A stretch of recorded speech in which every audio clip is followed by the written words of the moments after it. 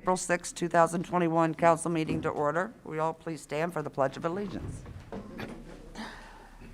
Pledge allegiance to the flag Of the United States of America, and to the republic for which it stands, one nation, under God, indivisible, with liberty and justice for all. roll call when you're ready. Mrs. Lingo, Here. Mrs. Moody. Here. Mr. Parsons, Here. Mr. Redding, Here. Mrs. Dosa, Mr. George, Here. Ms. Sheets. Here. Mrs. Dose is going to be running late. Do we still a have to motion excuse to- her? I make a motion to Okay. excuse. Motion Second, by Dose. Mr. Redding, second by Mr. George. All those in favor? Aye. Motion passed. Okay. Minutes. Everybody get a chance to look at the minutes? Got any changes or corrections?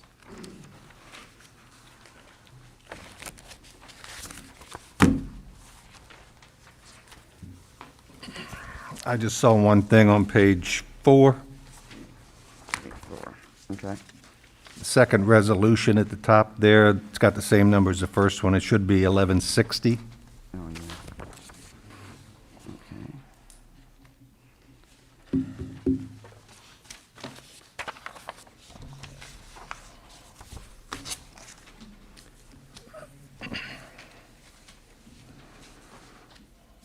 Any other corrections? I make a motion to adopt the minutes as corrected.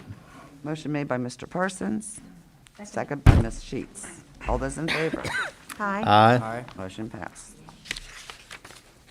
Correspondence. The only correspondence I have is what was on our desk about the city, the concerts. Did everybody got that? Do you guys have any correspondence? Bill? I'll cover everything in my report. We don't have any guests or special events either, right? Right. Public input. Anybody wants to come up? Karen? You do. I think there's a sign-in sheet we may Do I want to go get it? Oh. I can get Yeah, it. Kim. Thanks, Kim. Then Yeah, you can go I think we first. got a list. Yeah, we got a list. We'll put you on it, Karen. We'll let you talk. Thank you, hon. Alan Cole. Come up, state your name and your address, please. My name is Alan Cole. I live at 7405 Forest Avenue. Been in Mount Healthy for 32 years. Glad to be here. Thank you for all the good work you guys do for our Thank you. city. But I wanted to talk about the traffic light project on Compton. And maybe I'm late to the party. But I did have a great conversation with City Manager Bill Cooker and explained some things to me and shared the traffic report to me. So I see lots of merits in the removing the lights on Seward and at the Werner intersection. But the reason I'm here is to give you maybe two observations about the Compton and Perry one. The first one is just make sure you look at what it's going to be like making left and right-hand turns when you're coming across either side of Perry. If there's no light there, there could be some challenges. I mean, it's an east-west road, so you got sunrise, sunset issues in your eyes. But more importantly, to me, the public parking there on the street from Perry up to Hamilton. You know, when you're trying to turn across, I mean, you see all these cars lined up here. Are they parked? Are they not parked? If they're tall vehicles, you really can't see the cars coming around there. So I just make sure you look at that those turns there won't be hazardous. Even a simple turn currently, when you're coming from the post office side of Perry, you know, you try to get to that corner. If you stay back like you're supposed to at the crosswalk, you really can't see left and right on Compton, and the community church has a billboard there, right, that's blocking your view from looking down Compton. So just consider all those things when you know, if that actually does get removed. My second point is a little more intangible about that stoplight. You know, when you come from the other direction on Compton, right, you come into, you know, from the Pippin side, You see the entering Mount Healthy sign, and of course the Werner light will be gone. And you start coming up and you see 2 lights up there. You say, okay, I must be getting close to Mount Healthy, the business district. And because the Harrison one's gonna stay. But if you go over to this side and you're coming in and the Perry light's gone, then you don't have anything until you get to the main intersection of Mount Healthy. So the intangible thing to me is kind of almost force people to pause, look left and right. Oh, there's a city building down there. Oh, there's the Mount Healthy post office. Oh, the business district must be up here. So it's kind of that city awareness that light could create when people are passing through who don't know anything about Mount Healthy. Those are my comments. Thank you for listening. Thank you. Thank you, sir. You want to mark the time Ms. Dosa just arrived? 7:06. Yeah, 4 minutes. You said you'd be here in 10.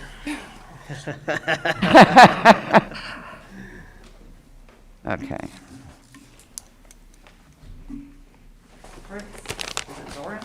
Yeah. I'm not want to talk about the traffic lights, but I was, heard they were You can talk about whatever you want. Whatever you want. Elizabeth Street Reconstruction. What? Is there plans that we can look at yet, or that you can see online, or? No, the plans are still, they're still working on the plans. So the width or anything hasn't been decided yet? Um, Or, Yes, I mean, I'm going to actually cover it in my report tonight if you want to stick around. okay. Or we can talk about it now, council, however you want to do it. Plans for what? Elizabeth Street. North Elizabeth. Yeah. Oh, by the way, I'm Fritz Still Zorn, in here. I'm at 7952 Elizabeth. But that I had questions on, and the only other thing is, I was wanting to know if you could put a stop sign Oh, up here. Yep. at the end of the farm driveway. They just pull right out there on the street, not even look. Mm-hmm. I've almost been hit 5 times.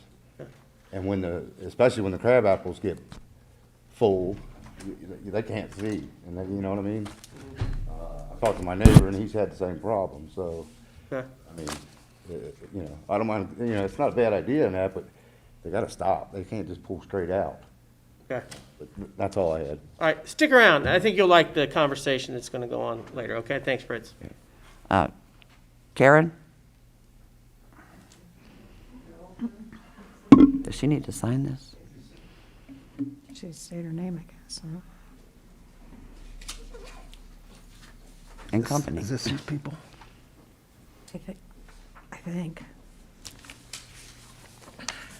I just encouraged my neighbors to come and, say a little bit, re the property that the Port Authority might be making available or, providing to the city. And they haven't been that familiar with city council process, so I'm kind of being the ambassador.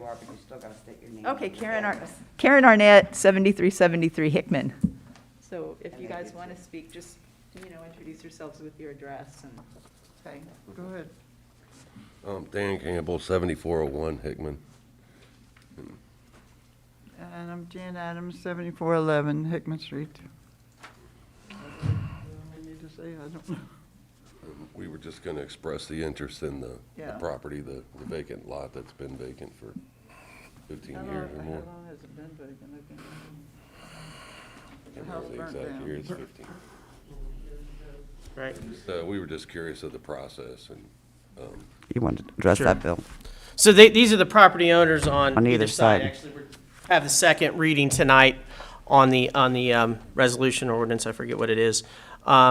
This is a port property that went into foreclosure. They have possession, and they're going to sell it back to us. What is it? Is it 1,500? I can't remember. $1,500, I think.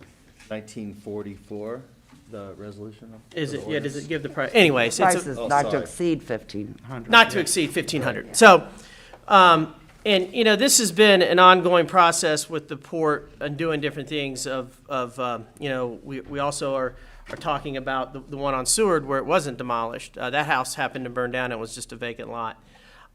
What they're requesting is something that we've done in the past. And it's something that would be as of good use. We've talked about this, of getting rid of, blighted areas or blighted properties. They've taken care of this property.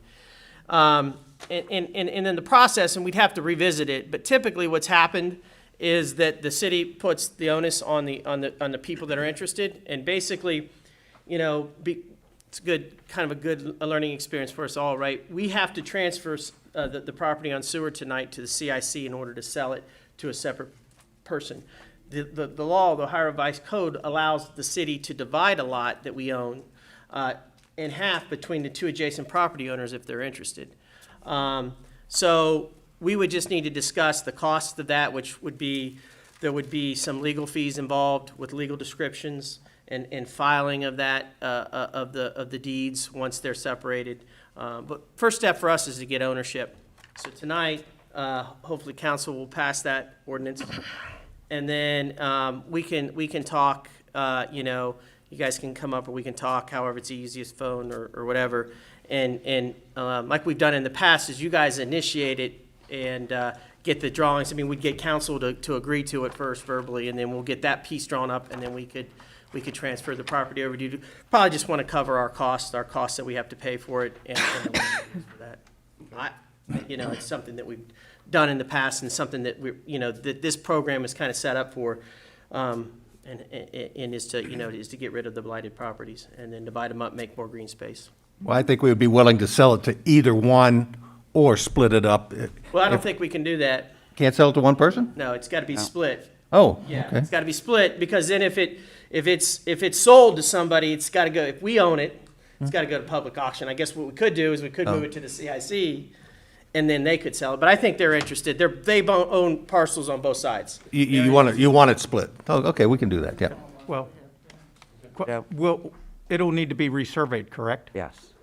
And Yeah, there's a process. There'll be a survey. that's part of the legal cost? the Legal fees you're description talking- yes. and whatever. And we've done that before. We've done that before to a paper alley, actually not far from there on the other side. So we can talk offline and kind of give you an idea of what the cost would be, and then you guys, if you're interested, then we can move forward.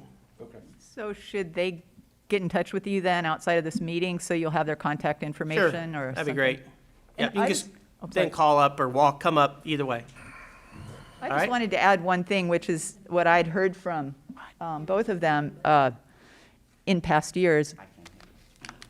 And that is that they genuinely did try to get access, get ownership of the lot, but it turns out there were some liens on the property that were really high. I think there was like a $50,000 lien because there had been a house there before, and so that just made it really unrealistic to, move forward.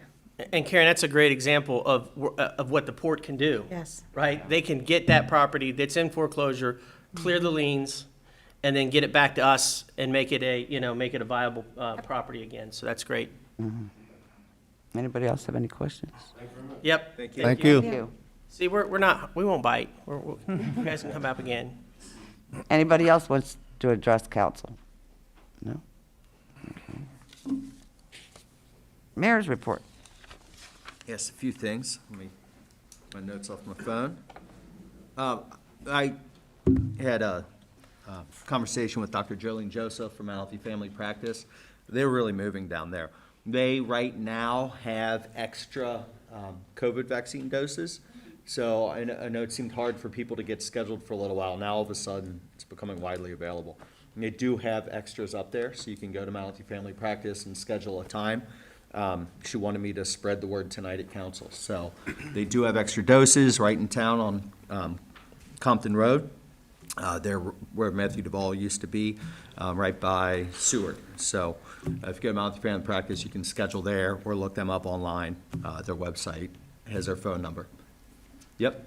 I can just attest, I mean, the process is great. You're in, you're out, especially the second one, which we just got last Saturday, so, You went down there?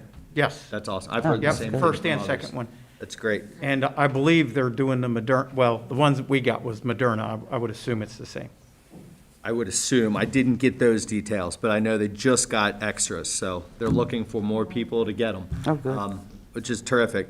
And in addition, I also got notification today from Department of Health that they are actually working, they just got orders from DeWine to start high school clinics for high school students to make sure that we can open schools fully in the fall. So More information is going to be coming on that, but that is in the works right now with Hamilton County Public Health. So they're going to be reaching out to local school districts and actually having clinics for the students. So that's coming soon, which is exciting. The other thing that Mount Healthy Family Practice reached out to me about, which is terrific, and was one of their plans at the beginning, and I know Dolores Lindsay talked about it when they talked about opening here. Cincinnati is really home to some of the wraparound services for schools, for community-based learning centers, and part of that is school-based health clinics. And Mount Healthy Family Practice is part of Healthcare Connection, which is Mount Healthy Family Practice and Lincoln Heights Health Center, I believe it's called. And they actually run, they call it the Viking Health Clinic at Princeton, where they actually have full-time health services in the public schools. So instead of just going down to a nurse, you can actually go down and be diagnosed and get prescriptions at school, which is pretty amazing. And they now are eligible for a grant, and they are going after a grant to bring that to Mount Healthy as well. They've already been in touch with the superintendent. They've already identified space and are already looking at an architect to get that done. They just need to get a little more funding. So I am going to be writing a letter of support, so you may see this coming out soon. We're really hoping they get it. I've talked to them. I don't know if some of you have heard the story, but I've had students. I had one kid especially. I had two kids that went through this. Two kids that were normally functioning in junior high that didn't have primary care and ended up with infections that went to their brain. One was a tooth infection, one was a sinus infection. And by the time they got to high school, they had brain damage. It was awful. And it was really because they didn't have normal checkups or a doctor to go to. They waited till it got bad enough to go to emergency care. So first of all, having the clinic here is huge. And having dental care at Mount Healthy Family Practice is great. The fact that they're already looking at extending it into the schools, it would operate 5 days a week, would just be a fabulous resource for the whole district. So I'll get more details. We hope they get approval. This is still all in planning stages, and they're looking for the funding, but they've been really good at getting the grants that they've applied for. So we're optimistic, and I will keep you updated as that moves along, because it really could be great for our district and for the whole city. That's very exciting to me. Another thing we have going on, and I want to thank Councilmember Sheets for reminding me, with We Thrive, we also are eligible for funding. There's only 2 communities, it's us and Gulf Manor, eligible to hire someone as our neighborhood navigator. And they would almost perform the role that we had some of our city staff do years ago, that we just don't have the ability to do anymore. Monica, when she was here, really took the lead on a lot of the We Thrive projects in town. It's just not possible with our city staff anymore. So now it's been all volunteer effort. Well, we are now eligible to have someone work 5 to 10 hours a month. It's not a ton of work. And whoever gets the job would get a $500 signing bonus and then would be paid per task that they complete, which will be determined by Hamilton County Public Health. So running events, helping with some of these health clinics, things like that. There is an application. It'll be due April 15th. I'm going to post it on social media tonight or tomorrow. And I'm going to ask Ray to put it on the website as well. It is coming up soon, like less than 10 days away for the application, but simple application, really just name, a little bit of background, et cetera. So we are eligible for that, and we're hoping to get that rolling so we can have somebody dedicated to public health interest here in Mount Healthy. And again, we're one of only 2 communities that are eligible for it, so it's pretty terrific as well. There's 2 opportunities for jobs for residents. One, I know the city has been promoting, we're hiring lifeguards, and I know Cincinnati Pool Management needs lifeguards for us. I'm bringing that up because Tick and Farm also asked me to share their program. We're sharing it with the school district. Also want to share it with the city. They have received funding for a 9-week job training program where you get paid. It's almost like an apprenticeship. It's a 9-week program focused on urban farming, both indoor and outdoor, and environmental job skills. Anyone who completes the program will receive 5 certifications upon completion. and support applying for jobs in urban farming, landscaping, and park services. So they'll get job training and they'll get assistance in finding jobs for this. It's a 9-week program. It's 25 hours a week, $10 an hour, so it's $250 a week. So you get paid for job training. There's a limit of 10 people, and there is a form on Cic and Farm's website. So I'm going to go ahead and share that as well. So a lot of opportunities coming up, a lot of funding coming our way into our community. So I just wanted to share those good things with everyone. And I think that is it. The only other thing I wanted to add, it's not on here yet. This is just the concerts, but we are going to have movies again.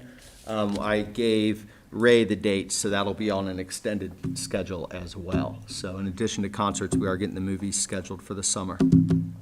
Joe, did you have a question? Just one thing on Mount Healthy Family Practice. Yeah, That's just not for the indigent. correct. So just, I want everybody to be aware of that. So if you're looking for a family practice doctor or something like that, and again, they do have dental.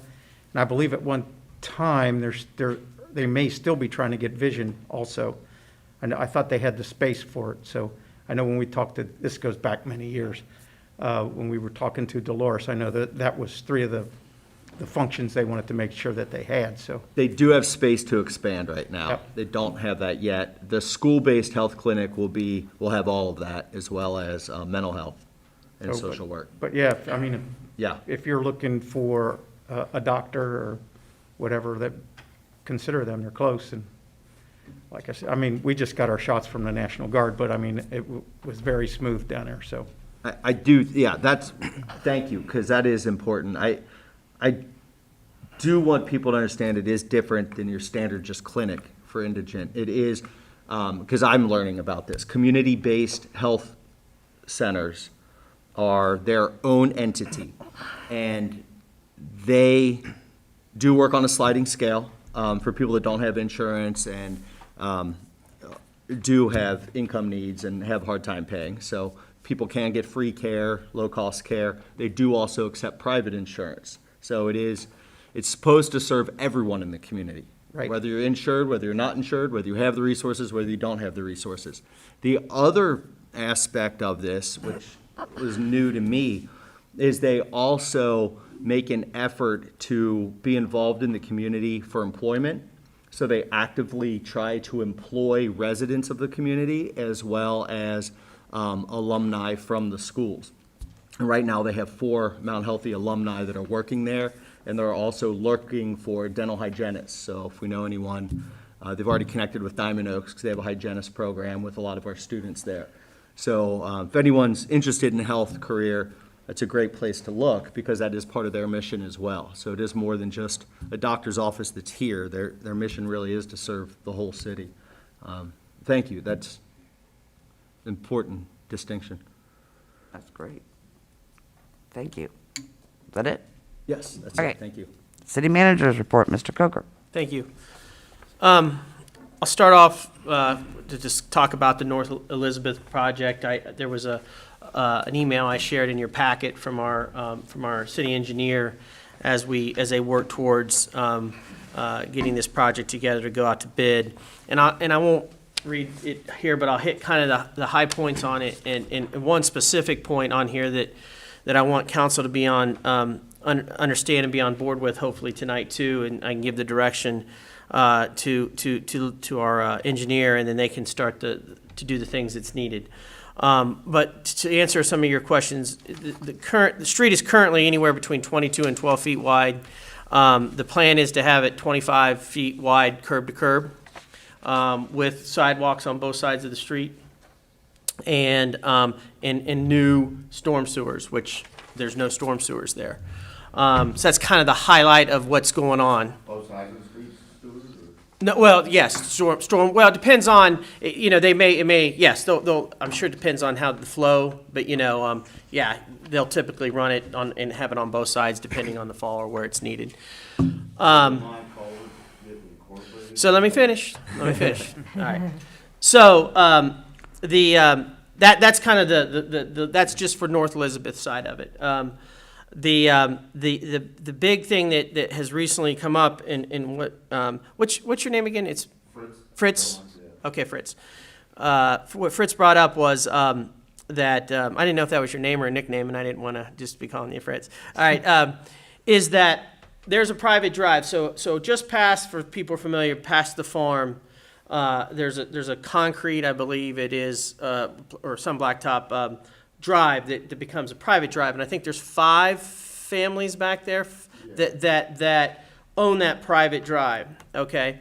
And then about 100 feet beyond where the street ends, there's a culvert, which is where all the water from this street is going to end up. Right now, it's, like I said, there's no storm sewers down there. It just naturally flows or runs wherever. We're going to be collecting that. Our engineer in this email, which you guys got to see and read, their recommendation is for us to pipe that, get an easement on one or more of the parcels to get to the culvert. The culvert's in bad shape, and the concern is that this additional water is going to eventually damage that. So would be to make that a public culvert with this project. We would have to get an easement through all the property owners down there. And I think I'm in agreement with that. I know I've talked with the mayor and a few of the members on the street committee as well, just to kind of bring this up, that I really think that that's the right thing to do at this point. We don't want to put that additional water and then we have an issue down there. The engineer would kind of orchestrate what is needed with an easements, because I've been doing this for a long time. A lot of people here have something we haven't done before. It's done all the time. I think that's the direction that we should go unless there's concerns with that. I really wasn't talking about that culvert. Okay, I don't know where your culvert. I'm the only one that's got a culvert under my driveway. Okay. So I didn't know how that's gonna come in. Well, we won't. Well, what will happen is that there'll be curbs now. All right. So and you're at the north end, northern end, or no? Where? I'm right across from the farm. Are you okay? You're on the farm. Okay. So what we'll do is there will be a curb, and it'll be like a street, like if you go out here and look at Perry. Okay, so there won't be any culverts that go under, because we're going to collect the water in the street and keep it in the street or get it to the storm sewers. We'll go back far enough in your driveway to repair what needs to be done. Well, the only issue I got with that is that my wheat tile comes all the way out, and that's where it drains into. So Okay. Well, we that can. can't be incorporated into the pipe. Well, I either. don't know where for it to go. Okay, either they'll. I mean, we tie in downspouts and sump pumps and all that, and we'll just make sure that they got to know. If a lot of times they'll flag it. If not, it's a process, right? So you'll be able to let them know, hey, here's where, if it's a downspout drain, or whether it's a sump pump most certainly are very important. Anything that they can. A lot of times what they do is they put the collectors now behind the curb, and they'll run the PVC behind the curb that will then go in and tie into the storm sewer. So yeah, we'll connect. I'm very familiar with it. Okay. I do utility work for. Okay, good. Well, maybe okay, so you'll know what's going on. So yes, we'll make sure we collect that, okay? Any other questions? So, council, I know, is there any thoughts or concerns? Just to add one thing. Sure. Correct me if I'm wrong, but the property owners will have to at least identify where their downspouts are, and so they know where to dig. Right, well, Okay. yes, it's kind of a process, right? They're gonna, they gotta put it, there's no curbs down there, so they're gonna dig a trench the whole way. They're gonna find them, yeah. But what I'm saying, if somebody's only got their downspout that comes out in the middle of their front yard or something like that, then if they want it out, they gotta make sure. Yeah, they gotta let bring it them out know. to the Yes. curb, right? Or out to where we're gonna connect in, yeah. Yep. Do they have to do that? No, they don't have don't to. have You can to, let it but- drain in your yard. But But you don't want it, if they have a downspout now that's going all the way out to the street, we want to know where that is, and we want to connect it, because there'll be a curb there, it won't be able to drain any longer. With a 25-foot street, will that allow parking on both sides? No, on just one side. Parking on one side, Yes. okay. It's only one side right now. Yeah. We made that change about a year ago. Yeah, I believe, yeah. It's on the side with the hydrant, right? Yeah, we were having issues with, Yeah, I remember when we said no parking on one side because it wasn't wide enough. yeah. Right. Yeah. Okay. And it's similar to what's going to happen on Hickman too, same width, sidewalks on both sides. And it's going to happen, Cindy, I promise you. Someday. So anyway. So that, all right, great. Well, what I'll do, and I'm sure there's going to be additional legislation that's needed from those property owners back there to get that easement and to get that agreement in place, and then we'll have to record that easement and make it a public culvert and a public easement for the storm sewer to tie into that culvert.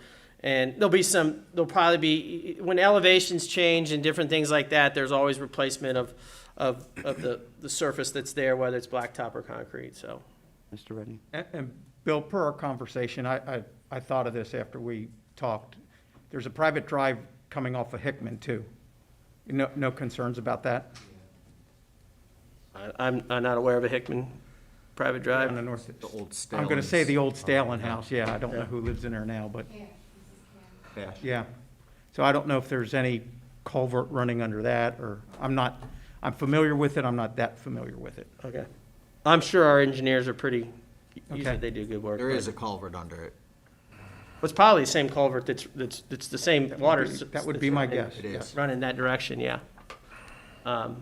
So could be impacted. Yeah, but see, I don't know, Hickman, the storm, is there storm sewers on Hickman now? Yeah, see, so we may not, they're probably gonna use that same service. So this is mainly being driven because we don't currently have storm sewers on No, what we Elizabeth. talked about on the phone call was there may be enough additional water where it could impact people downstream, so we may just want to check on that. Okay, And I know that the folks down at the very end, not fabulous because they live up.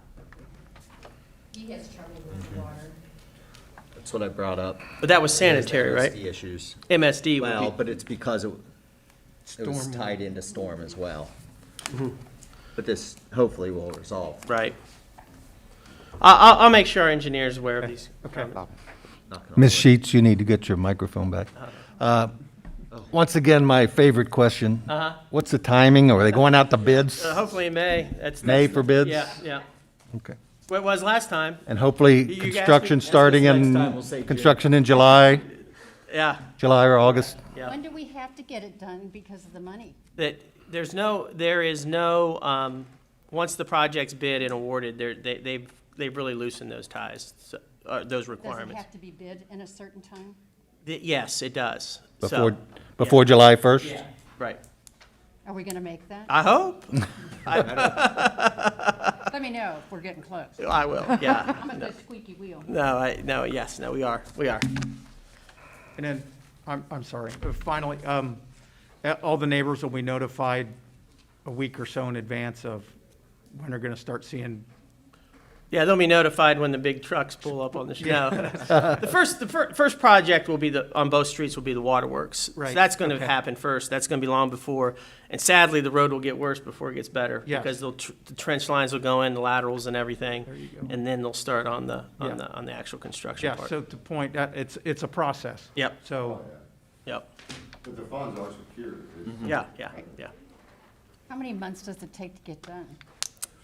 Um, And I say months. Yeah, no, I mean, you would hope a project like this it would be able to be started in July and be wrapped up by November, December. Blacktop plants close in December.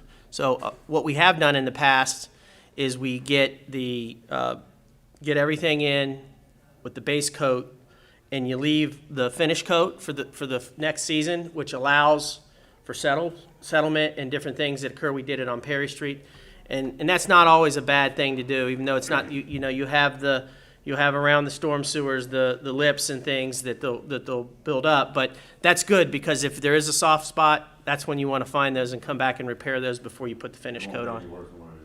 No, it won't. It won't.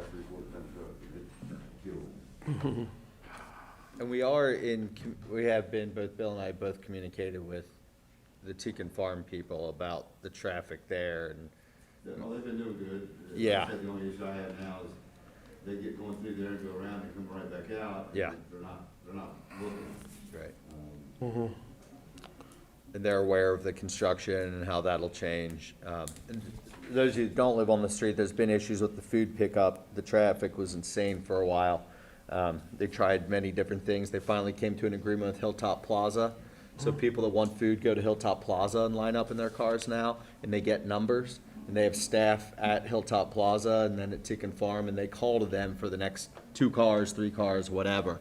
And then they come down, so it's not, yeah, it's been much better than last Great. month. That's And good. They're working around the construction issues as well, so, Okay, any more questions? a lot of issues. So the next step, I'll get with our engineer and we'll start talking about the easement requirements and moving forward with that. And I'll keep hammering him on that bid date, so. I had some really great news about Walgreens, and then I got some kind of crappy news. So, in a conversation with the contacts I have with the library, it was brought up again that they're very interested in the property. What's been discovered is that Walgreens, the pharmacy, doesn't own that property. And this is pretty common with these types of buildings from CVS, Walgreens, Family Dollar, Dollar Tree.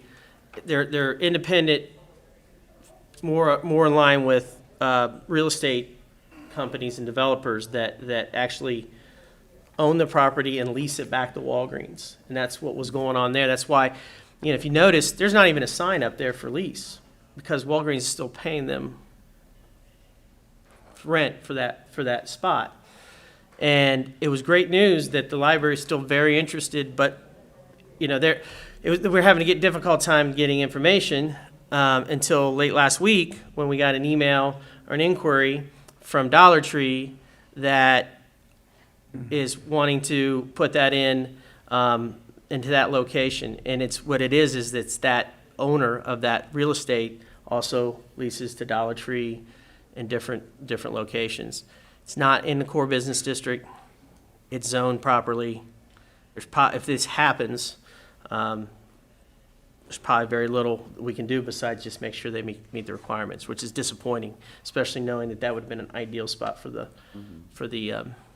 library. So it's not a done deal yet, but I mean their architects are requesting what requirements are needed, what they're going to need to do that. So I put our contact in, overdrive to see if there's anything they can get, but that's a pretty good vendor too, unfortunately. And I think they're owned by Family Dollar. I think Dollar Tree, they're different business models, but I think it's one and the same now. So anyway, We'll have Turn a quickly, Dollar that was Tree good. and a Family Dollar within. I know. Different Half business quarter models, to I half guess, mile, but yeah. yeah. So we'll kind of keep our eye on that. Some may notice some activity down at the old movie theater. There's a local artist named T.J. Smith. She's an urban abstract artist, and she's wanting to put some paintings in there. And I said, "Be great." And that side that's finished, breathe some life in it, make it look like there's some activity going on. She's been real good. She's come down a couple times. So if you see a light on in there, or start seeing some prints in the window, that's what's going on there.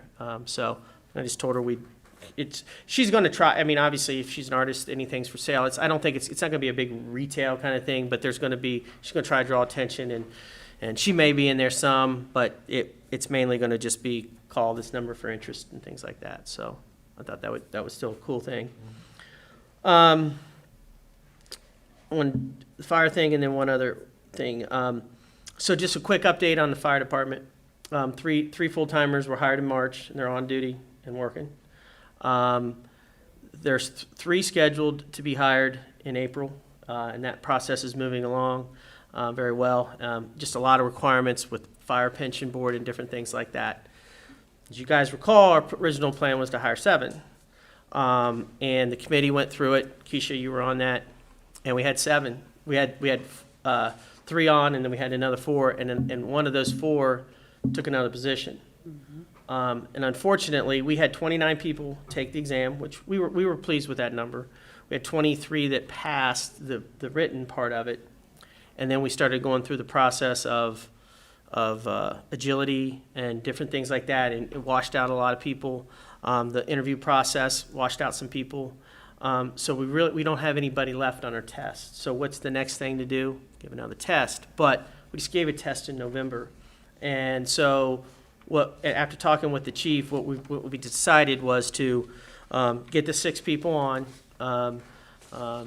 and get everybody acclimated, get it working, get those coverages going, and then look towards later, the end of the summer, August, maybe September, to do another test so we can maybe draw in some new candidates. Because concern is that if we give another exam and there haven't been a lot of, you may only get maybe one or none. It could be the same crop of people that that got washed out the last time. So it's not great, but it's not devastating. It's great that we got the 6 on. They're excited. We're excited to get it going. We're going to put 2 on. We're going to have 2 on one shift, 2 on another shift, then 1 on that 3rd shift. But we're going to stack with as many of our paramedics that we have that are part-time on that shift as well. So we'll still be able to run paramedic unit. And then we'll have the other person on the Kelly days, and they'll work every Tuesday and Thursday. So I know it sounds Greek, and I tell you, it took me forever to get my mind wrapped around this. I know Melanie's, just the whole payroll process is something in and of itself, I know. So we've jumped into it, and we're moving forward. So that's good. So that's moving, and that's where we are. But we have hired people, and we'll have everybody else 6 on in this month. So, and then the last thing, and some people, go ahead, Joe. Question, it reminded me of something. Do the fire department personnel get sworn in? They could. I mean, we haven't been. This is our first meeting. We have a lot of full timers that need to be. They don't get sworn in like a police officer does. All right. There's actually what happens when the police officers come here. It's more of a ceremonial kind of a thing because they have to. I swear them in actually and it has to be signed off on and sent certification to the state. So we do that, but that's more of a ceremonial. If the fire department's interested in doing that ceremony, that might be something they may want to do. But it's not a requirement. I know that because I met the police officer that dropped the packet off. Yeah, he was nice. And I didn't recall him being sworn in, so I was wondering if when we get back to normal, if we could get, I know it's ceremonial, but. Yeah. Yeah, Chief was always good with There's that. a chance for counsel and Sure, everybody yeah. to meet him, so. Yeah. Okay. I think since we've had open meetings, I think we've had people come and go in between that time, so they never did. But anyway, yep, Okay. sure. Great, thank you. And then just the last thing, and I think some people are keeping up with a lot of the discussions that are going on with the $1.9 trillion latest stimulus package. And if you look online, you can see things. It looks like the city's going to get a large sum of money. And so I've been talking with the department heads to kind of list some priorities. I think it makes sense to do capital types of purchases, obviously, because this is a one-time deal, at least at this level, I think. And there are needs there. And so I'd like to maybe have a work session in the 1st of May just to kind of talk about some of that. And I think it'd be good maybe to tour and show council some of the other, so what's going on. And we have a real space issue in the police department. You'll see the locker rooms so I think it'd be good to walk through and do that, and maybe and then I can share with you some of the ideas and things. We're not getting anything until we actually get that money, but it sounded like it is, so we'll see. When I was taking my training last week with that, they were talking about the money we were getting. And when it was first initiated, the cities and the townships were included. When it finally passed, the townships were excluded. That's the last I heard is, yes. And they thought that there would be some conversation about them being brought back in, which then would change what the cities would get. Has that been resolved? Not that I'm aware of. Not that what you've said is what I understand, that the townships are not included in. There's several published lists out there of a formula that they've applied to distribute other funds that shows what each city is going to get, but you're right, there's no townships, and I don't know where that stands. And we haven't gotten the money yet, and we haven't spent any of the money yet, but if it does come, I want to have a good conversation and I know, kind I of think vet we it through should with be council. Prepared, but I think it'll be challenged greatly from what the conversation was in the training. by A the lot of township people in there. I'll tell you, one thing that's interesting, and this is something that, this is really wonky stuff, but Ohio does townships different than any other state. In other states, they require you to incorporate once you get X amount of residents.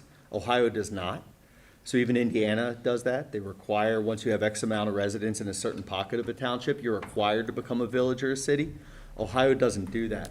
So quite often when federal funding comes in, Ohio ends up in a very different situation than other states for that. That's why Greene and Coleraine townships are two of the biggest townships in the United States, because other states would have required them to become cities. So we have a really odd situation with incorporation in Ohio. And because of that, funding that goes to the county or the states are supposed to be delegated to the townships, and then cities, villages get their own. But yeah, It was pretty heated. I mean, yeah, I believe it. No, I understand. Crazy. I Yep. totally get it. you know. Yep, absolutely. It's weird. That's all I have. Okay, thank you. All right, we have a second reading on a couple ordinances. Ordinance 21-1943, ordinance authorizing the city manager to sign contracts to purchase real property, Hamilton County Auditor Parcel Number 593-0007-002100.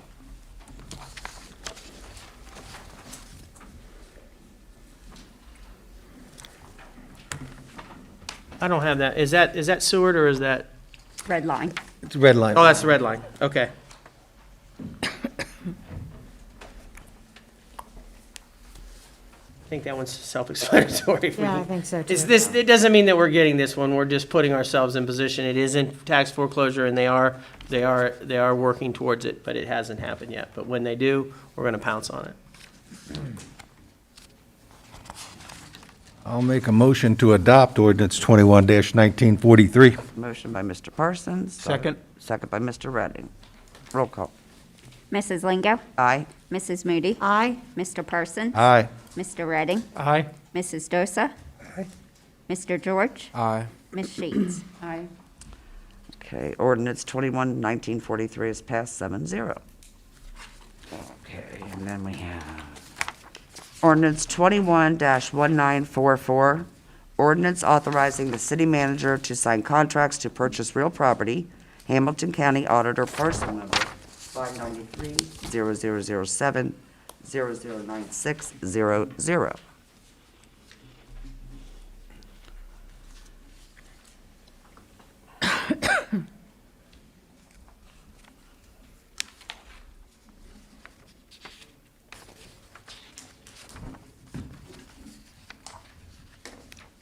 I make a motion to adopt ordinance 21-1944. Motion made by Mr. Redding. I second it. Second by Ms. Moody. Roll call. Ms. Lingo? Aye. Ms. Moody? Aye. Mr. Parsons? Aye. Mr. Redding? Aye. Mrs. Dosa? Aye. Mr. George? Aye. Ms. Sheets? Aye. Ordinance 21-1944 passed 7-0. And now, we have a second reading on a resolution, Resolution 21-1160, a resolution authorizing the city manager of the city of Mount Healthy to sign contracts and agreements to sell city-owned real property to the Mount Healthy Community Improvement Corporation. Did that agreement get changed, the address on the first page? Melanie, I think it did. didn't it? Yep. Yes, it did.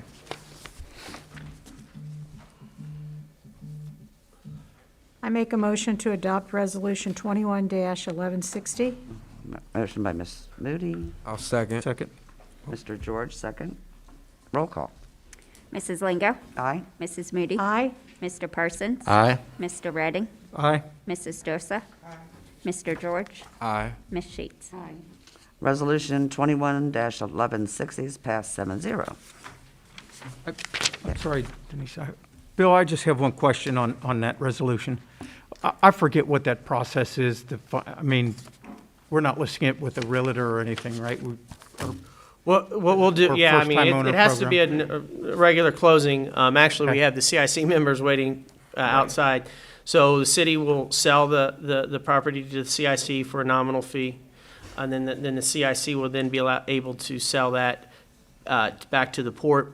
The port plan is to gut it, put about $150,000 into it and sell it. That's the piece I was missing. So, and then they'll list it, Yes, okay, for a first-time home buyer? yes. Process, Okay. Yeah. First-time home buyer or a owner-occupied Yes. situation. Yes. Yeah. Okay. That's, I was missing going back to the port. I thought we were going to list it. Okay, thank you. All right, then we have a first reading on ordinances. I need an ordinance number for the section 7604.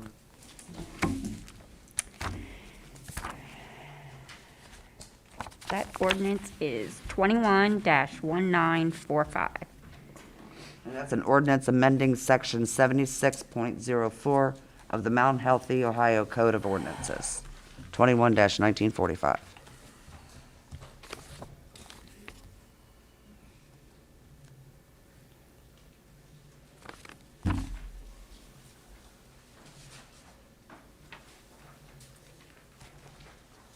So this is some parking issues. We've talked about with the, this one and mainly is on Kinney and by Maple. And I just noticed that there's a resident out here that's online that has peppered me with a bunch of questions. One of them which has to do with this, others with traffic lights and different things.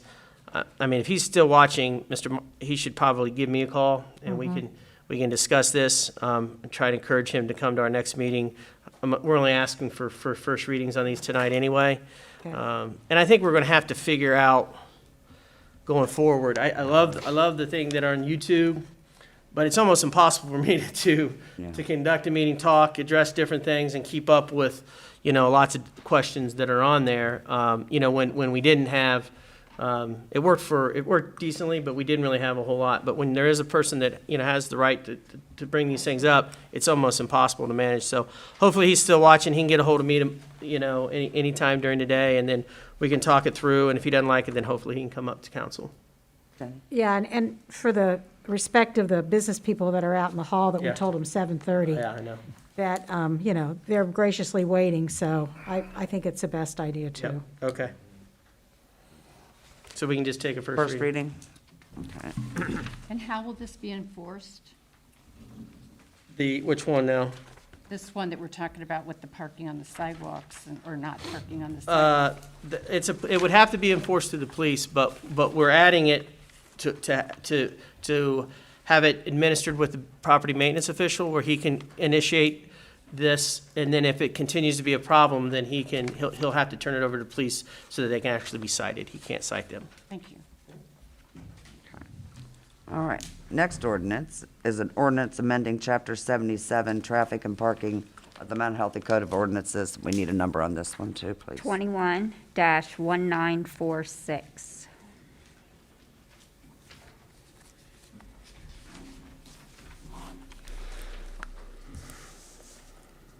This is the one on, the one on Kenny. I apologize. The other one was parking over, which we talked about that one before, when we talked about Mr. Knight identifying some things. But again, first reading on this. Okay. I think this is the one Mr. Marsh, I'm assuming, was more concerned with. First reading? So for everybody watching, what we're doing is putting no parking signs on the north side of Kinney for an area between Maple and Warner because of the Rumpke trucks. Exactly. And the last. Is that, ordinance- excuse me, Oh, sorry. is that all the time, or is there just certain days that they come down? All the time. It'll be all the time, okay. And the last ordinance is an ordinance authorizing the city manager to execute a collective bargaining agreement between the City of Mount Healthy and the Mount Healthy part-time firefighters, AFSCME, Ohio Council 8, AFL-CIO. We need a number on that. 21-1947. Okay. Again, just the first reading on this, I did get some good feedback from a couple of council members that reviewed this. And there, in section 4, there's a reference to paragraph F, which there's no paragraph F, which there should be. And so, and this is generally, this was their request. This goes back to, and Jamie, you can probably help me with this, that there's no longer fair share contributions in the labor unions, right? That was eliminated. So this is their language for their employees, their union, it's not their employees, their union members, on how to address the union dues. So I'm like, however you guys want to work it. So that, I didn't even notice that. Ms. Sheets pointed out that there wasn't an F. So I'll have updated versions of the contract for you. Bob, it's on, if you're looking, it's on section 4, where was that? Section, Article 4, B, number 5. It's on page 4 at the bottom. Article 4B, yeah. Number 5 references provisions in section F of this article. Yeah, there is no.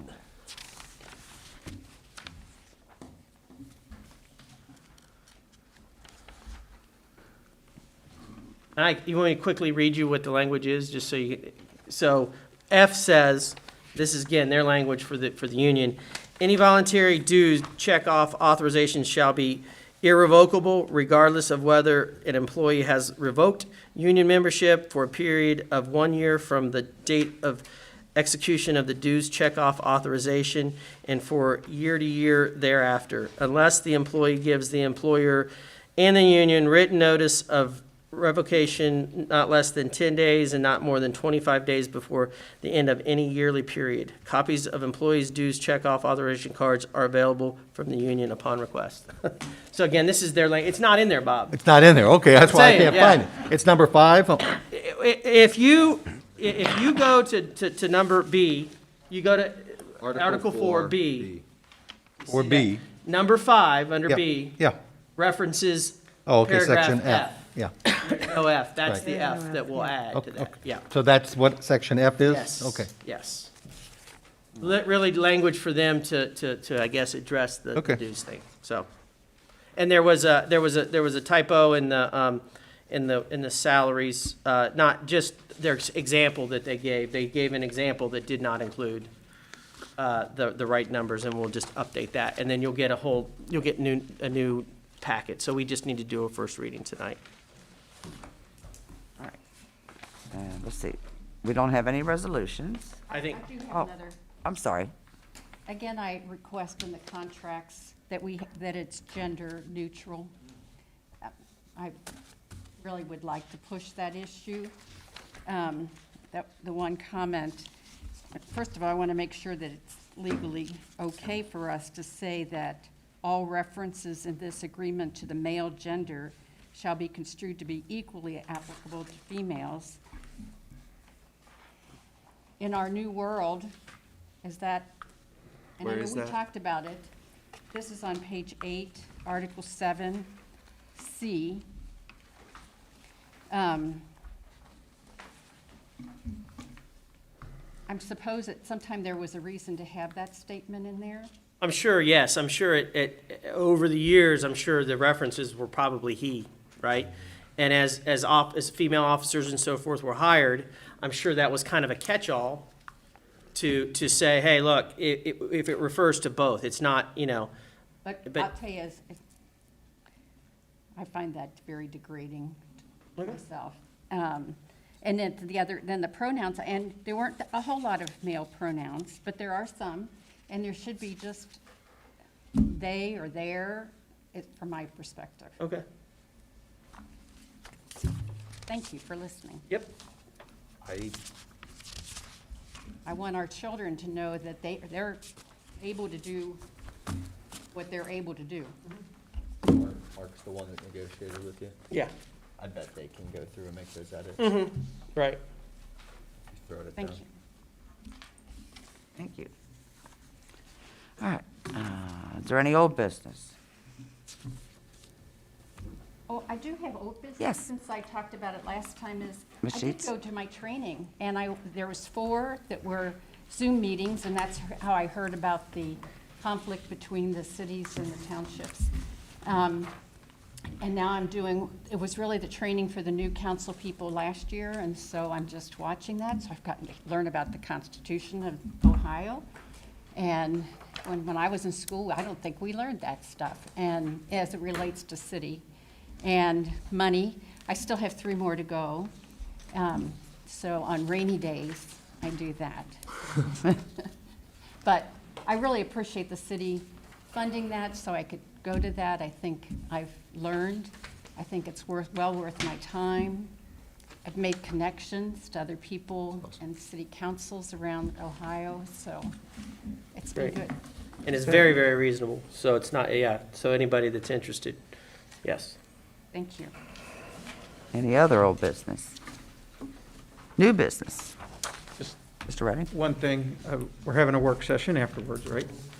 And I have one concern, and it kind of relates to parking and stuff like that, was if we could spend a couple of minutes during the work session discussing Compton Road and parking down by, on Compton by Seward, and with all the successful business that Fibonacci has had, parking on both sides of Compton.